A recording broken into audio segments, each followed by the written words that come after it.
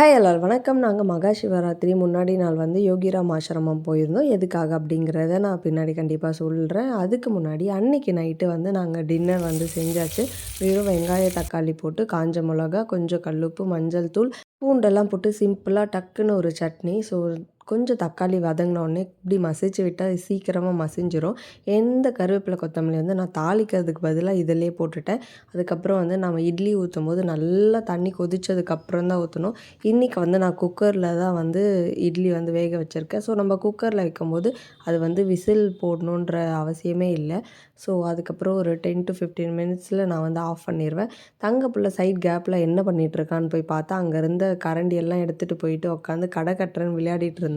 So வந்து சட்னி ஆறுன உடனே நம்ம அரைச்சாச்சு. அந்த க்ரீன் தெரியுதுல்ல, க்ரீனாக அதுக்காக தான் வந்து நான் தாளிப்பு பதிலாக அதிலே போட்டுட்டேன். நைட்டு டின்னரும் செஞ்சு முடிச்சாச்சு. என் ஹஸ்பண்ட் டக்குன்னு நம்ம இன்றைக்கி வந்து ஆசிரமம் போகலாம் அப்படின்னு சொல்லிட்டாரு.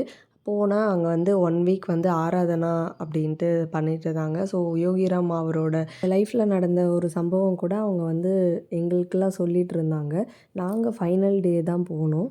நாங்களும் உள்ளே போயிட்டு எல்லாமே வந்து சுற்றி பார்த்துட்ருந்தோம். கண்ணாடி பாக்ஸ்க்குள்ளே எல்லா வியூஸுமே வந்து சூப்பராக அழகாக ரெடி பண்ணி வச்சுருந்தாங்க.